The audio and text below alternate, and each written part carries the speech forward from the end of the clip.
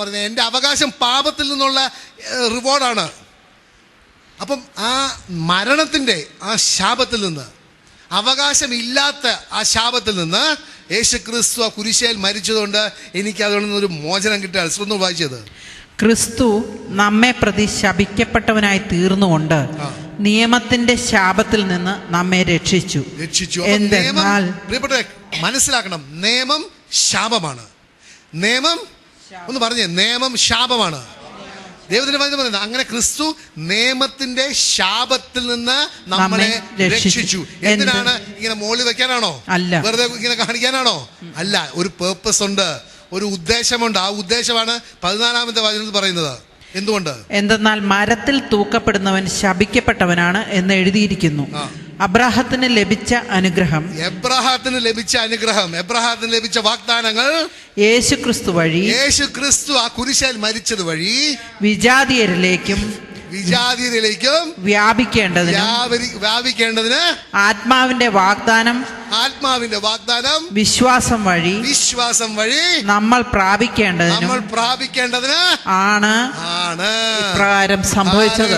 പ്രിയപ്പെട്ടവരെ, അപ്പോൾ ഞാൻ പറയട്ടെ ഒരു കാര്യം പ്രിയപ്പെട്ടവരെ, നമ്മളുടെ അവകാശം ആ എബ്രഹാമിന്റെ വാഗ്ദാനത്തിലാണ്. അത് വേണമെന്നുണ്ടെങ്കിൽ I must be an Isaac. നമ്മൾ ഓരോരുത്തരും ഇസഹാക്കായിരിക്കണം. ഇസഹാക്ക് വാഗ്ദാനത്തിന്റെ മകനാണ്, അല്ലാതെ ഇഷ്മേലായിട്ടല്ല ജീവിക്കേണ്ടത്. Are you with me? ഇഷ്മേലായിട്ട് ജീവിച്ചിട്ടുണ്ടെങ്കിൽ എന്താ സംഭവിക്കുക? You will be thrown out. Are you with me? But God is merciful. He might give you a water to go and he might also bless you. But എബ്രഹാമിന് വാഗ്ദാനം ചെയ്ത ഒരു അനുഗ്രഹത്തെ കാണാൻ പോലും പറ്റില്ല. Are you with me? So we are children of the promise. ആ promise വേണമെന്നുണ്ടെങ്കിൽ we must be the sons of Abraham in faith. Are you with me, my dear brother, my dear sister? It is so important. അല്ല, നിയമം അനുസരിച്ചത് കൊണ്ടല്ല എനിക്ക് എബ്രഹാമിൻ്റെ വാഗ്ദാനങ്ങൾ അർഹതയുള്ളത്. എബ്രഹാമിൻ്റെ വാഗ്ദാനത്തിന് അർഹതയുള്ളത് എനിക്ക് എബ്രഹാമിൻ്റെ വിശ്വാസത്താൽ ഞാൻ ജീവിക്കുന്നുണ്ട്. I put my trust in Jesus, on his word. അതുകൊണ്ടാണ് ദൈവത്തിൻ്റെ വചനം പറയുന്നത്, എബ്രഹാമിന് മകനുണ്ടാകുമെന്നും ആ മകനിൽ നിന്ന് വളരെയധികം സന്തതികളുണ്ടാകുമെന്നും ആ സന്തതിയുടെ എണ്ണം ആകാശത്തിലെ നക്ഷത്രം പോലെയും കടൽ തീരത്തെ മണൽ തരി പോലെയൊക്കെയാണെന്നൊക്കെ പറഞ്ഞു. പക്ഷേ എബ്രഹാം വിശ്വസിച്ചു. And God's word says that God accounted it to him for righteousness. പ്രിയപ്പെട്ടവരെ, അതാണ് യേശുക്രിസ്തു ഇന്ന് നമ്മളിൽ നിന്ന് ആഗ്രഹിക്കുന്നത്. Believe in the word, believe in what I say. അതുകൊണ്ടാണ് യോഹന്നാൻ 14:1 എന്താ പറയുന്നത്? Let not your hearts be troubled, believe in God, believe also in me. വിശ്വസിച്ചാൽ മാത്രം മതി പ്രിയപ്പെട്ടവരെ. Everything is possible for the one who believes. Are you with me? Hallelujah. അതുകൊണ്ടാണ് നമ്മൾ മനസ്സിലാക്കണം 31-ാമത്തെ വചനം ഗലേഷ്യൻസ് 4 പറയുന്നത്, so then brethren we are not children of the bond woman but of the free woman. ഒന്ന് പറഞ്ഞേ, ഐ ആം എ സൺ അല്ല daughter of the free woman എന്ന് പറ. Say, I am a heir of Abraham. Hallelujah. Then we are children of the promise. Say, I am a child of the promise. Hallelujah. Romans 9:8 എന്നാ പറയുന്നത്. That is, those who are the children of the flesh, these are not the children of God, but the children of the promise are counted as the seed. Oh, what beautiful words. So the Vaiji. Romans 9:8. വംശമുറയ്ക്കുള്ള മക്കളല്ല ദൈവത്തിന്റെ മക്കൾ, പ്രത്യുത വാഗ്ദാന പ്രകാരം ജനിച്ചവരാണ് യഥാർത്ഥ മക്കളായി കണക്കാക്കപ്പെടുന്നത്. ഈ വചനം കേൾക്കേണ്ടത് ആരാന്നറിയോ? പാരമ്പര്യ സഭയിലുള്ള ഒരു നല്ല ക്രിസ്ത്യാനി കുടുംബത്തിൽ ജനിച്ച് നല്ല ക്രിസ്ത്യാനി പേരും നല്ല ക്രിസ്ത്യാനി ആചാരവും അനുഷ്ഠാനവും നിയമം പാലിക്കുന്നതും ആചാരവും അനുഷ്ഠാനവും rules and rituals and rites എല്ലാം അവരുടെ രക്ഷയ്ക്ക് വേണ്ടി ആണ് എന്ന് വിചാരിച്ച് ജീവിക്കുന്ന വ്യക്തികളാണ് ഇത് മനസ്സിലാക്കേണ്ടത്. The word of God says all Israel is not Israel. അപ്പോൾ നിങ്ങൾ ഒരു ക്രിസ്ത്യാനി കുടുംബത്തിൽ ജനിച്ചതുകൊണ്ടോ ഒരു നല്ല ക്രിസ്ത്യാനി പേരുള്ളതുകൊണ്ടോ അല്ലെങ്കിൽ ക്രിസ്ത്യാനി ചില മതങ്ങൾ പറയുന്ന നിയമങ്ങളൊക്കെ ഒരു പുള്ളി പോലും വ്യത്യാസം വരാതെ അനുസരിച്ചതുകൊണ്ട് നിങ്ങൾ ഇസ്രായേൽ ആകുന്നില്ല. ഇസ്രായേൽ ആകുന്നത്, ദൈവം ഇസ്രായേലായിട്ട് കണക്കാക്കുന്ന ആരാണ്? വാഗ്ദാനത്തിൻ്റെ മക്കൾ. നിങ്ങൾ ചിലപ്പോൾ ഇസ്രായേലുമായിട്ട് ഒരു ബന്ധം, ഇസ്രായേലാകുന്ന ആ രാജ്യവുമായിട്ട് ഒരു ബന്ധമില്ലായിരിക്കും. എങ്കിലും ദൈവത്തിൻ്റെ ദൃഷ്ടിയിൽ God sees you as a princess with God, as a prince with God. അതാണ് ഇസ്രായേൽ. അപ്പോൾ നമ്മൾ നോക്കേണ്ടത് നമ്മൾ ഏത് മതത്തിലെ അല്ലെ ഏത് സഭയിലെ അംഗത്വമല്ല നോക്കേണ്ടത്, നമ്മൾ എബ്രഹാമിൻ്റെ വിശ്വാസമുണ്ടോ നോക്കണം. എബ്രഹാമിൻ്റെ വിശ്വാസമുണ്ടെങ്കിൽ നമ്മൾ we are the promise, the sons of the promise. Hallelujah. അതുകൊണ്ടാണ് ജെനസിസ്. പിന്നെ ഒരു വാക്കൊന്ന് വായിച്ചേ, ഹീബ്രൂസ് 6:17-20 ഒന്ന് വായിക്കാം. 4 വചനമുണ്ട്, പക്ഷേ ഇത് വായിച്ച് കേൾക്കണം പ്രിയപ്പെട്ടവരെ. ഇത് സോ ബ്യൂട്ടിഫുൾ. ഹീബ്രൂസ് 6:17-20.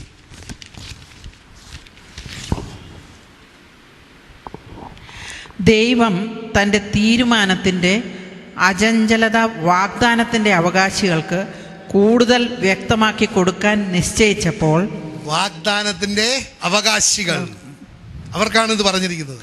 അല്ലാതെ വഴിയെ പോകുന്ന എല്ലാവർക്കും അല്ല പ്രിയപ്പെട്ടവരെ. ഇത് വാഗ്ദാനത്തിന്റെ അവകാശികൾക്കാണ് ഈ വചനം പറഞ്ഞിരിക്കുന്നത്. വായിച്ചു.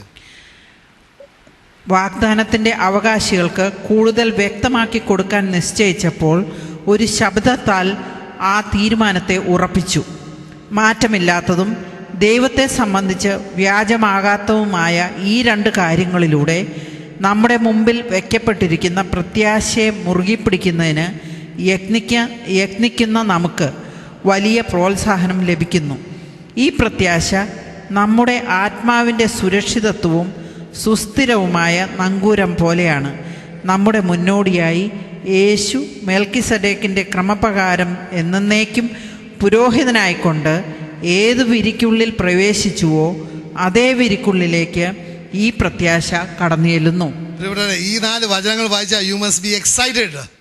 I just read it in English. Thus God determining to show more abundantly to the heirs of the promise. ഇവിടെ ആരൊക്കെയുണ്ട് heirs of the promise? കൈകളൊന്ന് ചേർന്നു. അപ്പോൾ നിങ്ങൾ കൈകൾ പോക്ക് സിസ്റ്ററെ, ഡോണ്ട് വറി. സംശയിക്കരുത്. 4 കൈ കൊണ്ട് 4 കൈയും പൊക്കണം. Thus God determining to show more abundantly to the heirs of the promise the immutability എന്ന് പറഞ്ഞാൽ unchangeable, ആകാശവും ഭൂമിയും മാറിപ്പോയാലും മാറാത്ത immutability, hallelujah, of his counsel, confirmed it by an oath, that by 2 immutable things in which it is impossible for God to lie, we might have strong consolation, who have fled for refuge, to lay hold of the hope set before us. ഒരു പ്രത്യാശ. Romance 5-ാമത്തെ അധ്യായം 5-ാമത്തെ വചനം വായിച്ചിട്ടുണ്ടെങ്കിൽ വളരെ വ്യക്തമായിട്ട് പറയുന്നുണ്ട്, ഈ പ്രത്യാശ എന്നെ നിരാശനാക്കുന്നില്ല. എന്തുകൊണ്ട്? ദൈവത്തിൻ്റെ സ്നേഹം എൻ്റെ ഹൃദയത്തിലേക്ക് പരിശുദ്ധാത്മാവ് വഴി ചൊരിയപ്പെട്ടിരിക്കുകയാണ്. It has been poured out into my heart by the Spirit of the living God, a hope that does not disappoint me. അതിനെക്കുറിച്ചാണ് പറയുന്നത്. ആ ഹോപ്പിൽ നമുക്ക് ഹോപ്പ് ചെയ്യാനുള്ള ഒരു അവകാശം എന്താണ്? അടുത്ത വചനം പറയുന്നുണ്ട്, this hope we have as an anchor for the soul, both sure and steadfast. And ഇതാണ് എനിക്ക് കണ്ടത്. ദിസ് ഹോപ്പ്, ഇപ്പോൾ എനിക്കുള്ള പ്രത്യാശ, enters the presence behind the veil. Okay, enters the presence behind the veil. അപ്പോൾ എൻ്റെ പ്രത്യാശ, എനിക്ക് ഒരു പ്രത്യാശയുണ്ട്. ആ പ്രത്യാശ എവിടെയാണ് പോകുന്നത്? It enters the presence of the father behind the veil. പക്ഷെ അവിടെ ചെല്ലുമ്പം ഈ പ്രത്യാശയ്ക്ക് ഒരു കൂട്ടുകാരനുണ്ട്. ഈ പ്രത്യാശയ്ക്ക് ഒരു കൂട്ടുകാരനുണ്ട്. ആ കൂട്ടുകാരൻ is a forerunner of our faith, Jesus Christ, who is in the order of Melchizedek, who is already there with the blood, saying that I am legally entitled to the heirship. Are you with me? He is there already behind the veil with the blood of the Lamb of God, saying that this hope that is coming now, he has got a legal right because he has been justified by my blood. Oh, are you with me, my dear brother, my dear sister? It is such a powerful word. We are not alone in the hope. Jesus Christ, my Lord and Master, is already there to establish and to ensure that my hope does not disappoint me. Are you with me? Amen. The hope does not disappoint because Jesus Christ, and I'll read the balance in English. This hope we have as an anchor of the soul, both sure and steadfast, and which enters the presence behind the veil, where the forerunner, that is Jesus Christ, has entered for us, even Jesus, having become high priest forever, according to the order of Melchizedek. Oh, what a powerful word. പ്രിയപ്പെട്ടവരെ, അപ്പോൾ നമ്മളുടെ ദൈവം തന്നിരിക്കുന്ന വാഗ്ദാനങ്ങളൊന്നും നമ്മൾക്ക് ലക്കിടിപ്പല്ല, lottery ticket അല്ല. It is already confirmed by Jesus Christ is already behind the veil with his blood, ensuring my legal right to heirship. നമ്മുടെ അവകാശം യേശു ക്രിസ്തു വഴിയാണ്. വേറെ ഒരു വ്യക്തിയോ ഞാൻ നേർച്ചയിട്ടതിനോടോ ഞാൻ ബൈബിൾ വായിച്ചതിൻ്റെ അടിസ്ഥാനത്തിൽ ഒന്നുമല്ല. My heirship is എന്നാ പറയുന്നത് is confirmed and established by the blood of Jesus Christ. Because then I become a son and a daughter of God. അതല്ലേ ദൈവത്തിൻ്റെ വചനം എഫിഷ്യൻസ് 2:19 പറയുന്നത്. You are no longer foreigners or strangers, but with the fellow citizens, you are members of the household of God. You are members of the household of God. Hallelujah. അപ്പോൾ നമ്മൾ മനസ്സിലാക്കണം പ്രിയപ്പെട്ടവരെ, നമ്മൾ ഇതെപ്പോഴും ഏറ്റു പറയണം. അതുകൊണ്ടാണ് ദൈവത്തിൻ്റെ വചനം എന്നാ പറയുന്നത്, യോഹന്നാന്റെ സുവിശേഷം 3-ാമത്തെ അധ്യായം 19-ാമത്തെ വചനം പറയുന്നുണ്ട്. ഹല്ലേലൂയ. അപ്പോൾ അങ്ങനെ ദൈവത്തിൻ്റെ സാന്നിധ്യത്തിൽ, യേശു ക്രിസ്തു പിതാവിൻ്റെ സാന്നിധ്യത്തിൽ എനിക്കും നിങ്ങൾക്കും വേണ്ടി ഒരു മുന്നോടിയായിട്ട് അവിടെ പോയി എന്നെ നീതീകരിച്ചിട്ടുണ്ടെങ്കിൽ എനിക്ക് പ്രിയപ്പെട്ടവരെ, എനിക്കിനി പിന്നെ കിട്ടാനുള്ളത് അനുഗ്രഹങ്ങൾ മാത്രമേ ഉള്ളൂ. ശാപമില്ല, ശിക്ഷയില്ല, ഒന്നുമില്ല. അതുകൊണ്ടാണ് റോമൻസ് ആദ്യം വായിച്ചു കേട്ടില്ലേ, there is therefore now no condemnation for those who are in Christ Jesus, who walketh not according to the flesh but according to the Spirit. അങ്ങനെയുള്ളവർക്ക് വാഗ്ദാനം ചെയ്തിരിക്കുക, ഇനി മുതൽ ശിക്ഷാവിധിയില്ല. പക്ഷെ പ്രിയപ്പെട്ടവരെ, ആ ശിക്ഷാവിധി എങ്ങനെയാണ് നമ്മൾ തന്നെ വില കൊടുത്ത് തലേ വയ്ക്കുന്നത്? ചിലരുണ്ടല്ലോ, ചിലയിടത്തൊക്കെ പോയി വില കൊടുത്തിട്ട്, ചില മലയാളത്തില്ലേ വടി കൊടുത്തിട്ട് അടി വാങ്ങിക്കുക എന്ന് പറയുന്നത് അല്ലേ? വടി കൊടുത്തിട്ട് അടി വാങ്ങിക്കുക. ചിലത് പല കാര്യങ്ങളും, പല ക്രിസ്ത്യാനികൾ, നല്ല വിശ്വാസികൾ വടി കൊടുത്തിട്ട് അടി വാങ്ങിക്കുന്നത്. അടിയാണെങ്കിൽ കുഴപ്പമില്ലായിരുന്നു, വടി കൊടുത്തിട്ട് നാശം, ഇറ്റേണൽ ഡെത്ത്.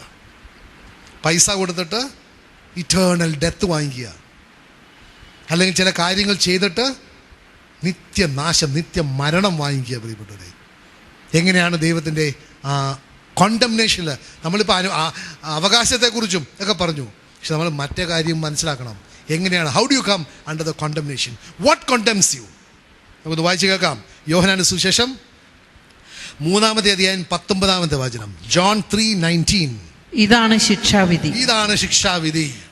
ഇവിടെ ദൈവം സ്നേഹമാണ്, അതിലൊരു സംശയമില്ല. പക്ഷെ ആ സ്നേഹത്തെ നിങ്ങൾ ഈ ലോകത്തിൽ ജീവിച്ചിരിക്കുമ്പോൾ നിങ്ങൾ നിഷേധിച്ചിട്ടുണ്ടെങ്കിൽ, മരിച്ചു കഴിഞ്ഞിട്ട് എത്ര ഒപ്പീസോ, എത്ര മെഴുകുതിരി കത്തിച്ചാലോ, എത്ര എന്ത് ചെയ്താലും, എത്ര കുർബാന ചൊല്ലിയാലും, എത്ര കൊല്ലത്തേക്ക് എത്ര ആൾക്കാർ വന്നിട്ട് അവിടെ പ്രാർത്ഥിച്ചാലും ഒന്നും നടക്കുകയില്ല. കുറച്ച് പേര് കുറേ പൈസ ഉണ്ടാക്കും, അല്ലേ? ഹല്ലേലൂയ. അവിടുത്തെ അച്ഛനും കപ്പിയാരും പൈസ ഉണ്ടാക്കും. പിന്നെ പൂ വയ്ക്കുന്ന ആൾ കുറേ പൈസ ഉണ്ടാക്കും. കേറ്ററിംഗുകാർ കുറേ പൈസ ഉണ്ടാക്കും. ഹോള് വാടകയ്ക്ക് കൊടുക്കുന്നവർ കുറേ പൈസ ഉണ്ടാക്കും. പിന്നെ നിങ്ങൾ വല്ല ടാക്സിയിലൊക്കെ വരികയാണെങ്കിൽ അവരും കുറേ പൈസ ഉണ്ടാക്കും. ഈ ആത്മാവിന് നോ യൂസ്. വായിച്ചു കേൾക്കുക, എന്താണ് ശിക്ഷാവിധി? ഇതാണ് ശിക്ഷാവിധി, പ്രകാശം ലോകത്തിലേക്ക് വന്നിട്ടും മനുഷ്യർ പ്രകാശത്തേക്കാൾ അധികമായി അന്ധകാരത്തെ സ്നേഹിച്ചു. കാരണം അവരുടെ പ്രവർത്തികൾ തിന്മ നിറഞ്ഞതായിരുന്നു. Very simple. ഇതിന് ഫിലോസഫേഴ്സിന്റെ ആവശ്യമില്ല, PhD-ക്കാരെ ആവശ്യമില്ല, ഇത് ഒരു പാസ്റ്റർ നിങ്ങളോട് പറയേണ്ട ആവശ്യമില്ല. നിങ്ങൾ വെറുതെ വായിച്ചാൽ മതി. ശിക്ഷാവിധി എന്നത് എന്താണ്? പ്രകാശം ലോകത്തിലേക്ക് വന്നു, പക്ഷേ പ്രകാശത്തേക്കാൾ കൂടുതൽ ഞാൻ അന്ധകാരത്തെ സ്നേഹിച്ചു. കാരണം എൻ്റെ പ്രവൃത്തികൾ മുഴുവൻ അന്ധകാരമായിരുന്നു. ഇത്രേ ഉള്ളൂ. Very very simple. പ്രിയപ്പെട്ടവരെ, Yeshu is a light of the world. ലോകത്തിൻ്റെ വെളിച്ചമാണ് യേശു ക്രിസ്തു. ആ വെളിച്ചത്തെ പ്രിയപ്പെട്ടവരെ നിങ്ങൾ നിഷേധിക്കരുത്. ദൈവം സ്നേഹമാണ്, തീർച്ചയായിട്ടും സ്നേഹമാണ്. പക്ഷേ ആ സ്നേഹത്തെ നിഷേധിച്ചാൽ പിന്നെ എന്ത് ചെയ്യാൻ പറ്റും? ശിക്ഷാവിധി. And this is the condemnation, that the light has come into the world and men loved darkness rather than light because their deeds were evil. They preferred darkness. അല്ലേ? They preferred darkness. അതുകൊണ്ടാണ് യോഹന്നാൻ 1-ാമത്തെ അധ്യായം 4-ാമത്തെ വചനം പറയുന്നതാണ്, In him was life and the life was the light of men. ഒന്ന് വായിച്ചേ. അവനിൽ ജീവൻ ഉണ്ടായിരുന്നു, ആ ജീവൻ മനുഷ്യരുടെ വെളിച്ചമായിരുന്നു. അപ്പോൾ വെളിച്ചം ജീവനാണെങ്കിൽ അന്ധകാരം എന്താണ്? മരണം. മരണം. അപ്പോൾ ജീവനെ നിഷേധിച്ചാൽ എന്താണ്? ഒന്നെങ്കിൽ ജീവിച്ചിരിക്കും അല്ലെ മരിച്ചിരിക്കും അല്ലേ? ജീവനെ നിഷേധിച്ചാൽ എന്താണ് കിട്ടുക? മരണം. അത് ദൈവം കൽപ്പിച്ചു കൂട്ടി തന്നതാണോ? അല്ല. You choose it. You made a voluntary choice that you want to die. Because men prefer darkness. Men prefer death. അഞ്ചാമത്തെ വചനം ഒന്ന് വായിച്ചേ. John 1:5. ആ വെളിച്ചം ഇരുളിൽ പ്രകാശിക്കുന്നു, അതിനെ കീഴടക്കാൻ ഇരുളിന് കഴിഞ്ഞില്ല. പല വേർഷൻസിൽ ചില വ്യത്യാസമായിട്ടാണ്. And the light shines in the darkness and the darkness, ഒന്ന് ചില വേർഷൻ പറയുന്നത് ഡിഡ് നോട്ട് കോംപ്രഹെൻഡ് ഇറ്റ്, മനസ്സിലാക്കാൻ പറ്റിയില്ല. ആൻഡ് ഇവിടെ പറയുന്നുണ്ട് also it did not overcome, because no darkness can overcome light, because light will dispel darkness. Yohannan 3:18 വചനം ഒന്ന് വായിക്കാമോ? He who believes in him is not condemned. പ്രിയപ്പെട്ടവരെ, ഇത് ശ്രദ്ധിച്ച് കേൾക്കണം പ്രിയപ്പെട്ടവരെ. എന്ത് ലളിതമായ രീതിയിലാണ് ദൈവത്തിൻ്റെ വചനം എഴുതിയിരിക്കുന്നത്. ഇതിനകത്ത് കോംപ്ലിക്കേഷൻ ഒന്നുമില്ല. എങ്ങനെയാണ് നമുക്ക് കോണ്ടംനേഷൻ കിട്ടുക? എങ്ങനെയാണ് നമുക്ക് ആ നിത്യജീവൻ നമ്മളിൽ നിന്ന് നഷ്ടപ്പെട്ടു പോവുക? എങ്ങനെയാണ് എൻ്റെ നിത്യത ഞാൻ സാത്താൻ്റെ കൂടെ യേശു ക്രിസ്തുവിനെ കൂടെ ചെലവഴിക്കുന്നതിന് പകരം എങ്ങനെയാണ് ഞാൻ സാത്താൻ്റെ കൂടെ ചെലവഴിക്കാനുള്ള സാഹചര്യം ആകുന്നതെന്ന് വളരെ വ്യക്തമായിട്ട് പറയുന്നുണ്ട്. He who believes in him is not condemned, but he who does not believe is condemned already, because he who has not believed in the name of the only begotten Son of God. കാരണം നമുക്കറിയാം, യോഹന്നാൻ 3:16 എന്താ പറയുന്നത്? God so loved the world that he gave his only begotten Son, that whosoever believeth in him shall not perish but have everlasting life. Condemnation is the consequence of not believing him. അല്ലാതെ യേശു ക്രിസ്തു ഒരു ദൈവം മാത്രമാണ്, ഒരു നാമം മാത്രമാണ് രക്ഷയ്ക്ക്, പല നാമങ്ങളുണ്ട് എന്നൊക്കെ പറഞ്ഞ് വല്ല ബ്രോഡ് മൈൻഡഡ് ആയിരിക്കും. ഇവിടെ നിങ്ങൾക്ക് വേണേൽ പബ്ലിക് മീറ്റിംഗ് ഒക്കെ ഉണ്ടായിരിക്കും. ഏറ്റവും നല്ല ഒരു വിശാല മനസ്സുള്ള ഒരു പൗരനാണ് എന്നൊക്കെ പറഞ്ഞ് റിസപ്ഷനൊക്കെ കിട്ടുമായിരിക്കും. നിങ്ങളുടെ പേര് ചിലപ്പോൾ റോഡ് ഉണ്ടാക്കുമായിരിക്കും, ബിൽഡിംഗ് ഉണ്ടാക്കുമായിരിക്കും. പക്ഷേ നിങ്ങൾ നിത്യത ചിലവാക്കുന്നത് ഒരേ ഒരു സ്ഥലത്താണ്, സാത്താൻ്റെ കൂടെ. വായിച്ചേ John 3:18. അവനിൽ വിശ്വസിക്കുന്ന ഒരുവനും ശിക്ഷയ്ക്ക് വിധിക്കപ്പെടുന്നില്ല. അവനിൽ വിശ്വസിക്കുന്ന ഒരുവനും ശിക്ഷയ്ക്ക് വിധിക്കപ്പെടുന്നില്ല. വിശ്വസിക്കാത്തവനോ ദൈവത്തിന്റെ ഏകജാതന്റെ നാമത്തിൽ വിശ്വസിക്കായിക മൂലം നേരത്തെ തന്നെ ശിക്ഷയ്ക്ക് വിധിക്കപ്പെട്ടിരിക്കുന്നു. നേരത്തെ തന്നെ. എപ്പോഴാണ് അവന്റെ അവിശ്വാസം എപ്പോൾ തുടങ്ങിയോ? He is already condemned. Condemnation is already there. അങ്ങനെ കോണ്ടംനേഷൻ ഉണ്ടെങ്കിൽ പ്രിയപ്പെട്ടവരെ, അവനിൽ വിശ്വസിക്കുന്നവർക്ക് ഇവിടെ രക്ഷ തുടങ്ങിക്കഴിഞ്ഞു. Are you with me? Salvation or is eternal life is not something that starts after you die. If he is already condemned because he does not believe, then you are already in eternal life when you start believing. You already stepped into eternal life when you believe in the name of Jesus. Amen. Hallelujah. പിന്നെ ദൈവത്തിൻ്റെ വചനം പറയുന്നുണ്ടല്ലോ, റോമർക്ക് ലേഖനം 10-ാം if you confess with your lips the Lord Jesus Christ and if you believe in your heart that God raised him from the dead, you will be saved. എങ്ങനെയാണ് confess ചെയ്യുന്നത്? What do you confess? You must confess it yourself. You must repeat it. When the Lord says there is no other name given in heaven or on earth to be by which men must be saved, you must repeat it. You must speak it out. You must speak it out. എങ്ങനെയാണ്? There is no other name given in heaven or on earth by which I can be saved. എന്ന് പറഞ്ഞ് you must confess it in agreement. That is a confession. That Jesus Christ is my Lord. എന്ന് പറയുമ്പോൾ yes, he is my Lord. I heard one great man of God saying Psalm 23. The Lord is my shepherd. He says Jesus is my shepherd. Hallelujah. And every word where the Lord came or he came, he used the name of Jesus. That is a positive confession. You must not be ashamed of the name of Jesus. You must be proud of the name of Jesus. നിങ്ങളുടെ വീട്ടുപേരിനെ കുറിച്ച് നിങ്ങൾ എന്തുമാത്രം പറയുമല്ലേ? ആവശ്യം ഉണ്ടെങ്കിലും ഇല്ലെങ്കിലും പറയും ഞാൻ ഈ കുടുംബത്തിലാണെന്നൊക്കെ അല്ലേ? ആൾക്കാർ ചോദിച്ചിട്ടില്ലെങ്കിൽ ചിലർ പറയും ഞാൻ ഈ കുടുംബത്തിലാണ്, ഞാൻ ആ കുടുംബത്തിലാണ്, എന്നാ കൊമ്പൻ കുന്നൻ അല്ലേ? പല കുടുംബ പേര് പറയും. എന്താണ്? ആവശ്യമില്ലെങ്കിലും. കാരണം എന്താ? ആ കുടുംബം ഒരു പ്രശസ്ത കുടുംബമാണ്. പ്രിയപ്പെട്ടവരെ, അതിനേക്കാളൊക്കെ പ്രശസ്തിയാണ് നമ്മുടെ പിതാവിൻ്റെ പേര്, നമ്മുടെ സഹോദരൻ്റെ പേര്, നമ്മുടെ സഹായകൻ്റെ പേര്. Be proud of the name of Jesus. Hallelujah. Hallelujah. You must be able to say. പലരും പറയുമല്ലോ, എൻ്റെ അളിയൻ്റെ പെങ്ങളുടെ ഭർത്താവിൻ്റെ മറ്റാണ് കളക്ടർ. പറയല്ലേ, എങ്ങനെയെങ്കിലും ഒരു കണക്ഷൻ. അതിലൊക്കെ എന്ത് ശ്രേഷ്ഠമായത് പറയുന്നത്, എൻ്റെ സഹോദരൻ്റെ പേര് യേശു ക്രിസ്തു ആണ്. അതുകൊണ്ട് ഒന്നും കുറവുണ്ടാകുകയില്ല. Hallelujah. Praise God. It's time we came into that relationship. 2 Corinthians 3-9 എന്ന് പറയാം, വായിക്കാമോ? ഇവിടെ മനസ്സിലാക്കണം പ്രിയപ്പെട്ടവരെ, ദൈവത്തിൻ്റെ വചനം പറയാണ്, there is a ministry of condemnation and there is a ministry of grace. Ministry of condemnation എന്താണ് ministry of condemnation? Ministry of condemnation എന്താണ്?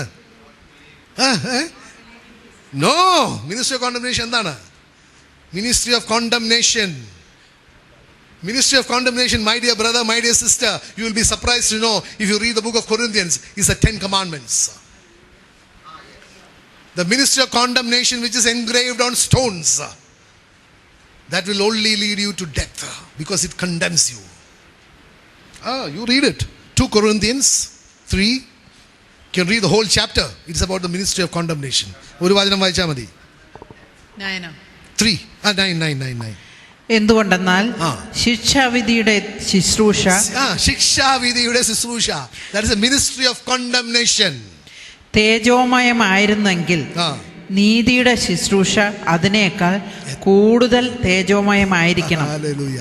ഇത് ഗ്ലോറീസ് എന്ന് പറയാൻ കാരണം, മോശ ഈ ടാബ്ലറ്റ്സ് ആയിട്ട് താഴോട്ട് വന്നപ്പോൾ മോശയുടെ മുഖത്ത് ഒരു പ്രകാശം ഉണ്ടായിരുന്നു. പക്ഷെ ആ പ്രകാശം മങ്ങി മങ്ങി മങ്ങി പോവുകയായിരുന്നു, അല്ലേ? It was fading away.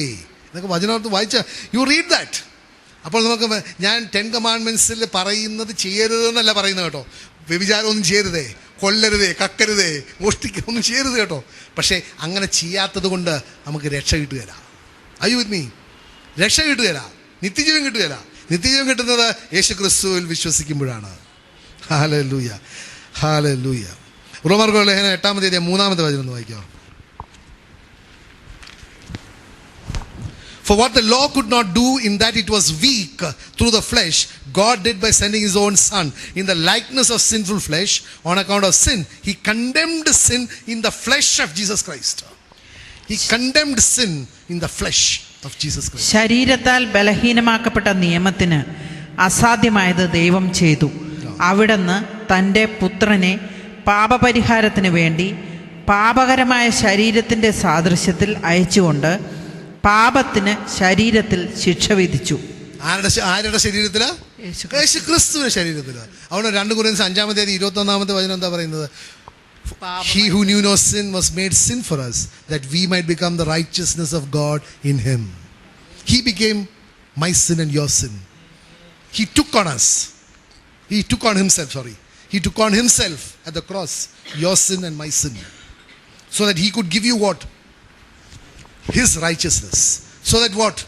I could go before the Father justified. Hallelujah. മത്തായിയുടെ സുവിശേഷം 12-37 വചനം എന്ന് പറയുന്നത്, for by your words you will be justified and by your words you will be condemned. 12:37 Matthew.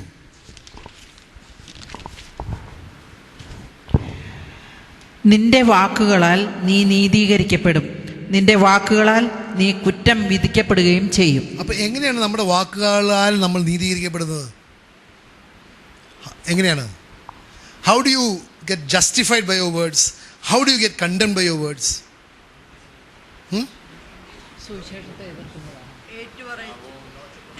You must confess Jesus Christ, my Savior, by your words, because He will save you. Jesus Christ, my healer. Jesus Christ, my redeemer. Jesus Christ, my restorer. It will happen because you are confessing with your lips. Your lips will justify you. If you don't confess, then you will get condemned, because you are not acknowledging Jesus Christ as your Savior. You are acknowledging good works as your Savior. Are you with me? So your words can justify you, your words can condemn you. Hallelujah. You must be careful. അതുകൊണ്ട് 1 Corinthians 11-ാമത്തെ വചനം പറയുന്നത്, but when we are judged, we are chastened by the Lord, that we may not be condemned with the world. See, this is something you must take it in the spirit. There is so much power in this word. The Lord chastens you so that you will not be condemned with the world. Are you with me? The Lord chastens you, the word chastens you. You understand your mistake, you declare, Lord, I have sinned. ദൈവത്തിൻ്റെ വചനം 1 John 1:9 പറയുന്നത് ഇങ്ങനെയാണ്, if you confess your sins he is faithful and just to forgive you and to cleanse you from all unrighteousness. So നമ്മളെ വചനം നമ്മളെ തന്നെ നമ്മളുടെ കുറ്റങ്ങൾ കാണിക്കുവാനും ആ വചനത്തിൻ്റെ അടിസ്ഥാനത്തിൽ നമ്മൾ മനസ്തപിച്ചിട്ട് ആ യേശുവിനുമായിട്ട് നമ്മുടെ തെറ്റുകളും കുറ്റങ്ങളും ഏറ്റു പറഞ്ഞ് ക്ഷമ ചോദിച്ചിട്ട് യേശുവിൻ്റെ രക്തത്താൽ കഴുകി വെടുപ്പാക്കി കഴിഞ്ഞാൽ പിന്നെ എനിക്ക് ശിക്ഷാവിധിയില്ല. So that I will not be condemned with the world. I with me ഇഷ്ടം ഒന്ന് വായിച്ചത്. കർത്താവ് നമ്മെ വിധിക്കുകയും ശിക്ഷണ വിധേയരാക്കുകയും ചെയ്യും. കർത്താവ് എന്ന് പറയുന്ന വചനമാകട്ടോ. ഹിയർ ഇറ്റ്സ് വചനം. നമുക്കറിയാം എഫീഷ്യൻസ് 5-ാമത്തെ അധ്യായം 25-26 വചനം പറഞ്ഞല്ലോ, you be washed by the water by the word. വചനമാണ് നമ്മളെ ശുദ്ധീകരിക്കുന്നത്. കർത്താവ് നമ്മെ വിധിക്കുകയും ശിക്ഷണ വിധേയരാക്കുകയും ചെയ്യുന്നു. അത് ലോകത്തോടൊപ്പം നമ്മൾ ശിക്ഷിക്കപ്പെടാതിരിക്കാൻ വേണ്ടിയാണ്. 31-ാമത്തെ വചനം ഒന്ന് വായിച്ചേ. നാം നമ്മെ തന്നെ ശരിയായി വിധിച്ചിരുന്നെങ്കിൽ നാം വിധിക്കപ്പെടുകയില്ലായിരുന്നു. അപ്പോൾ you must allow the word to എന്നാ പറയുന്നത് ടു ക്ലെൻസ് യു. നമ്മൾക്ക് നമ്മുടെ പാപങ്ങൾ അത് വചനം കാണിച്ചു തരും. നീ ഇത് ചെയ്തത് തെറ്റാണ്, you have not done according to the word. അത് നമ്മൾ ഏറ്റെടുക്കണം. അത് അയൽക്കാരൻ്റെതാണെന്ന് പറഞ്ഞിട്ട് കാര്യമില്ല. നമ്മളുടെ പാപങ്ങൾ ഏറ്റു പറഞ്ഞിട്ടുണ്ടെങ്കിൽ പ്രിയപ്പെട്ടവരെ, he is faithful to forgive. അപ്പോൾ ആണ് റോമൻസ് 8-ാമത്തെ അധ്യായം 1-ാമത്തെ വചനം പ്രായോഗികമാകുന്നത്. There is therefore now no condemnation for those who are in Christ Jesus. ഇതിൻ്റെ ഒരു ടിപ്പിക്കൽ എക്സാമ്പിൾ ആയിട്ടുള്ളത് നേരത്തെ പറഞ്ഞിട്ടുണ്ട്. അത് നേരത്തെ മനസ്സിലാക്കിയിട്ടില്ലെങ്കിൽ കേട്ടിട്ടില്ലാത്തവർക്കായിട്ട് ഇത് പല പ്രാവശ്യം ഇവിടെ പറഞ്ഞാണ്. But I thought it was such A classic example of ഈ ഒരു വചനം. There is therefore now no condemnation for those who are in Christ Jesus. നമുക്കറിയാം നമ്മളുടെ തോട്ടങ്ങളിലും അല്ലെങ്കിൽ മലപ്രദേശങ്ങളിലൊക്കെ കാട്ട് തീയുണ്ടല്ലോ, ഇറ്റ്സ് ഫോറസ്റ്റ് ഫയർ അല്ലേ. So there was A case of A person who was standing in A particular place. അവിടെ നിൽക്കുമ്പോൾ വളരെ ദൂരെ നിന്ന് ഒരു കാട്ടുതീ കണ്ടു.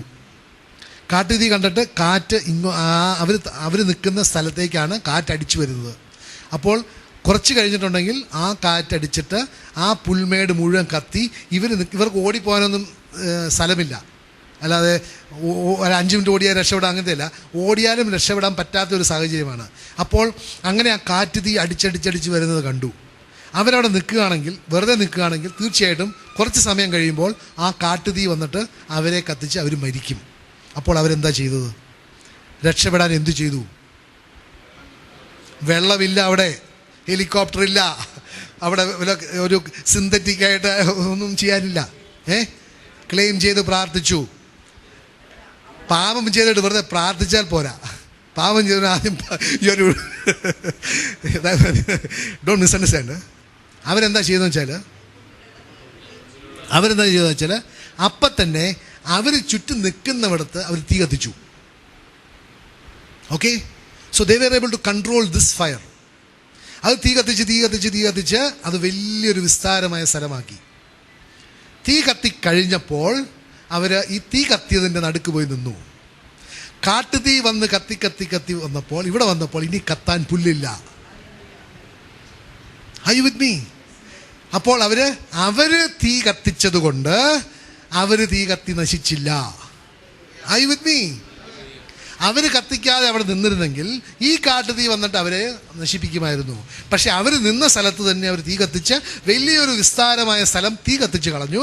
ആ തീ കത്തിയതിൻ്റെ നടുവേ അവർ നിന്നപ്പോൾ ആ കാട്ടുതീക്ക് ഇവരെ ആക്രമിക്കാനോ അവർക്ക് ഒന്നും ചെയ്യാൻ പറ്റിയില്ല. കാരണം അവിടെ വന്നപ്പോൾ full stop. There is no more grass to be burned. There is therefore now no condemnation for those who are in Christ Jesus, who walketh not in the flesh. അവരുടെ ശരീരത്തെ, അവരുടെ ജഡത്തെ, അവരുടെ പാപത്തെ അവർ കത്തിച്ച് കളഞ്ഞു. പിന്നെ അവർക്ക് മരിക്കാൻ, ആ തീക്ക് അവരുടെ അടുത്ത് വരാൻ പറ്റിയില്ല. അവർക്ക് മരണമില്ലായിരുന്നു, അവർ രക്ഷപ്പെട്ടു. This is what is called, there is therefore now no condemnation, but you have to die. അവർ ഈ പുല്ല് നല്ലതാണ്, ഇത് കത്തിച്ചിട്ടുണ്ടെങ്കിൽ എന്ത് നല്ല പുല്ലാണ്, കത്തിക്കരുതെന്നൊക്കെ പറഞ്ഞിരുന്നെങ്കിൽ അവർ മരിക്കും.